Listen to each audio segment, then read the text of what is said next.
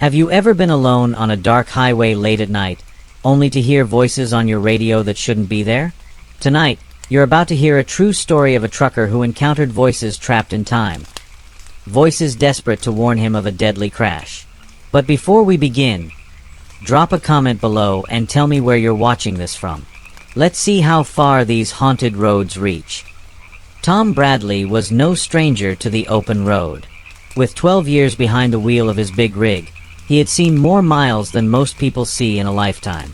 For Tom, driving wasn't just a job, it was a way of life. He knew the rhythm of the highways, the shifting patterns of weather, and the quiet moments that filled those long, lonely nights. On this particular run, it was late March of 2018, and Tom was driving through eastern Colorado. The highway stretched ahead of him like a ribbon of black glass, cutting through an empty landscape. The sky was a deep shade of night, the stars hidden behind a thin veil of clouds.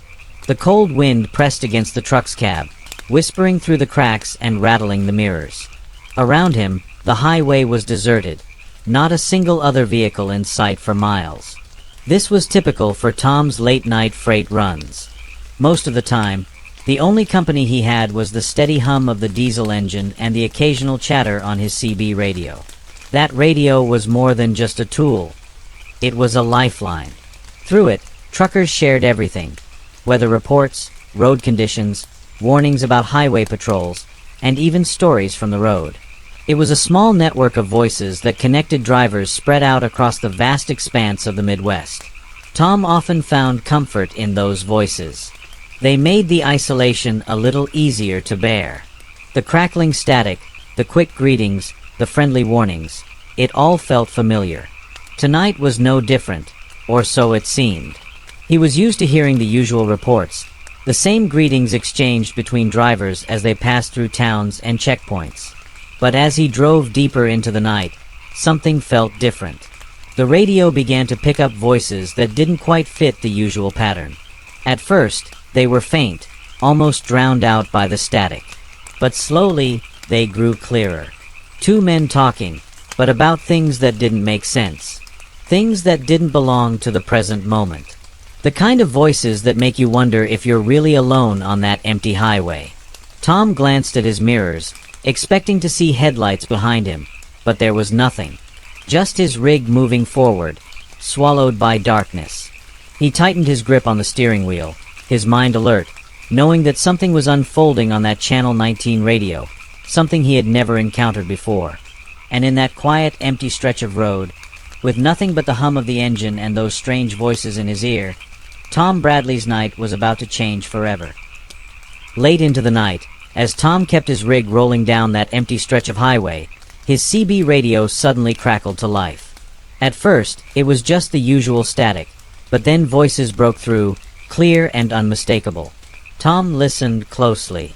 Two men were talking. One identified himself as an eastbound Kenworth driver, and the other went by the name Blue Pete. Their conversation was casual, the kind of everyday talk truckers exchanged over the radio. Weather conditions, road work, traffic reports. Tom glanced behind him, hoping to see the glow of headlights following his rig. But the highway was deserted. Nothing but the endless blackness pressing in on both sides. No trucks, no cars, just his own rig cutting through the night. Curious, Tom keyed his mic and called out, "Eastbound Kenworth, you copy? This is Big Red." Silence. No reply. For a moment, Tom thought maybe the radio had cut out. Then, slowly, the same conversation resumed, as if he had never spoken at all.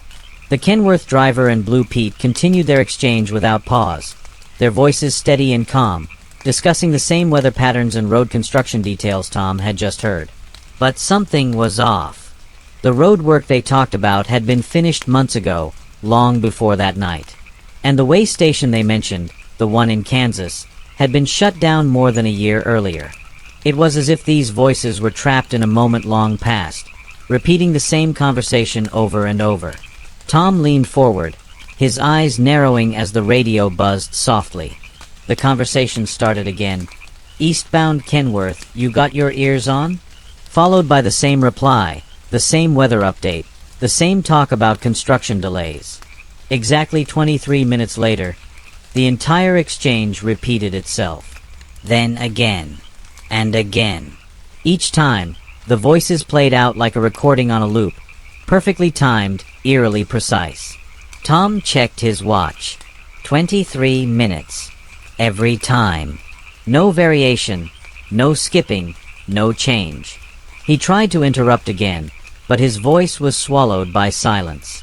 The voices simply resumed their strange routine, oblivious to his presence. The longer Tom listened, the more unsettled he became. The static seemed to thicken around the words, wrapping the voices in a haze of something he couldn't explain. It was as though the radio was a gateway, and on the other side were two men trapped somewhere between now and then, endlessly replaying the last moments of their lives.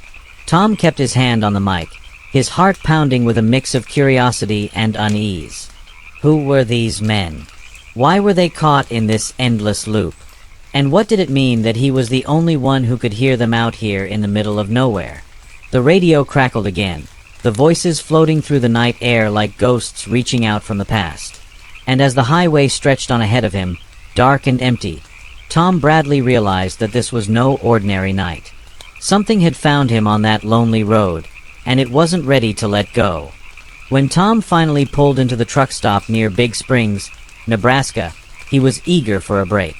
The night had stretched on with the strange voices echoing through his radio, and he needed answers.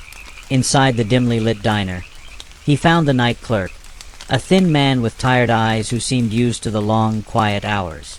Tom wasted no time. He asked if the clerk had ever heard those voices on Channel 19, the same ones Tom had been listening to on the highway. The clerk looked at him with a knowing expression and nodded slowly. "You're not the first one to hear them," he said quietly. "Several truckers have reported that same conversation. Same voices, same words. They say it happens out near the Nebraska border, and no one can figure out where it's coming from." Tom's curiosity deepened when the clerk explained that local ham radio operators had tried to trace the signal. They worked for weeks, using every tool at their disposal. But the voices seemed to come from everywhere and nowhere at once. No transmitter, no source, no explanation. The clerk leaned closer and lowered his voice. "The thing is, those voices talk about roads that haven't been under construction for years. And that way station they mention, it's been closed down for over a year now." Tom thought about the voices again, about how they had replayed the same conversation over and over, mentioning those outdated landmarks. That night, back in his cab, Tom began to dig deeper.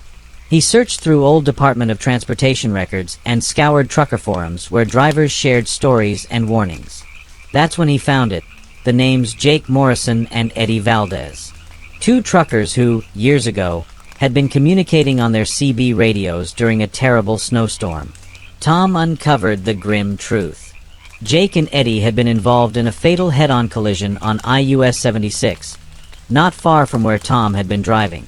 The accident happened in the winter of 2016, 2 years before Tom's own encounter. According to reports, the two men had been talking on their radios right up until the crash, warning each other about the black ice and poor visibility. The official police reports confirmed everything: the crash, the storm, and how both men had been desperately trying to warn other drivers. But there was something else, something almost impossible to explain. Their final words, caught on the CB radio, had never stopped. Somehow, those conversations had been playing again and again, caught in a loop that no one could break. Tom sat back and imagined what it must have been like for Jake and Eddie, trapped in that moment, unable to move forward or back, caught between life and death. Their voices, frozen in time, still reaching out through the radio waves, trying to connect with someone who would listen. The thought sent a chill through Tom. Were these voices simply echoes? Or were they something more, trapped souls, reaching across the years, desperate for help or warning others of the danger that had taken their lives? For Tom, the answers didn't come easy. But one thing was clear: on that stretch of highway, the past was never really gone. It lingered in the airwaves, waiting for someone like him to hear it. When Tom decided to return to mile marker 165, he came prepared. This time, he had a recording device ready, along with a notebook filled with every detail he could gather from his earlier experience. He wanted to capture everything, to understand what was really happening on that stretch of road. As he neared the marker, the radio crackled once more. The familiar voices returned, the eastbound Kenworth and Blue Pete, starting their conversation just as they always did. But this time, Tom listened more closely. Underneath their words, he began to hear sounds that made his skin crawl. There was the sharp whistle of wind, whipping through invisible cracks. The slow groan of metal bending, creaking as if under strain. Then, faint but unmistakable, the shattering noise of breaking glass. And then came the most unsettling part. Beneath the voices of Jake and Eddie, a third voice emerged. It was faint, distorted, but unmistakably his own. His own words from the previous night echoed back to him through the radio waves. Tom's heart raced. He reached for the mic, his voice trembling as he called out, "Jake? Eddie? Can you hear me? This is Tom Bradley. I'm here." The voices stopped for a moment, and then came a reply, urgent and strained. Jake's voice was tense, desperate. "Who's there? How do you know our names?" Eddie's voice joined in, panicked. "We're stuck. Black ice. The brakes, they're failing. We can't see the road." Tom's breath caught as the sounds grew louder, more chaotic. The wind howled with greater fury. Metal screeched and groaned as if something was twisting violently. Then came the sickening crash. Glass shattered everywhere, followed by screams, raw and terrified, fading into silence. For a long moment, there was nothing but the cold hum of the radio. Tom sat frozen, gripping the steering wheel so tightly his knuckles went white. The reality of what he had just heard pressed down on him like a heavy weight. And then, just as suddenly as it had stopped, the loop began again. The same voices, the same conversation, repeating exactly as before. It was as if the crash had never happened, as if the terrible moment was trapped in an endless cycle. Tom sat there for 20 minutes, unable to move, his mind racing with questions he couldn't answer. The voices had shown him the edge of something beyond explanation. He had been given a glimpse into the final moments of two men caught in a tragedy. Moments replaying endlessly in the darkness, their cries for help carried on the invisible waves of the CB radio. The highway around him was quiet once more, the night still and cold. But inside his cab, Tom felt the weight of what he'd witnessed. He knew that the voices were not just echoes, but something more. Fragments of a moment suspended between life and death, reaching out to be heard. And as the loop played on, relentless and unchanging, Tom Bradley understood that some stories on the road never truly end. After that night at mile marker 165, Tom couldn't let it go. The voices, the crash, the eerie loop, they haunted him. So, he started digging deeper, reaching out to other truckers who had driven that stretch of IUS 76. What he found unsettled him even more. Several drivers shared stories of strange experiences. Sudden brake failures that couldn't be explained, icy patches that appeared out of nowhere, near misses that left them shaken but unharmed. Each tale had one thing in common. They all happened near the same spot where Jake and Eddie's voices had been heard. Some truckers believed the voices were warnings, desperate messages sent from beyond to save others from the same fate. But others whispered a darker possibility, that in their frantic attempts to prevent accidents, Jake and Eddie might be unintentionally causing the very dangers they sought to avoid. It was a haunting thought, that the line between help and harm could be so fragile, blurred by fear and tragedy. Tom reflected on everything he had learned. The road, he realized, wasn't just a stretch of asphalt connecting towns and cities. It was a place that carried memories, moments frozen in time, moments filled with fear, pain, and hope. The echoes of those moments could linger, carried on the wind and through the static of a CB radio, waiting for someone to hear.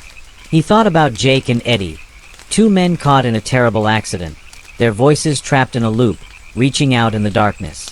Whether they were warning others or unknowingly causing danger, Their story was a reminder that some places remember their past in ways we can't fully understand. For Tom, the experience left a mark he could never erase. It was a reminder that the road holds more than just vehicles and travelers. Sometimes, it holds pieces of lives long gone, whispering warnings and stories to those who listen closely enough. And maybe, just maybe, those voices were still out there somewhere, waiting for the next trucker willing to stop and listen. If you enjoyed this story, hit like and subscribe for more true horror from the road. And remember, if you ever hear strange voices on your radio at night, maybe it's not just static.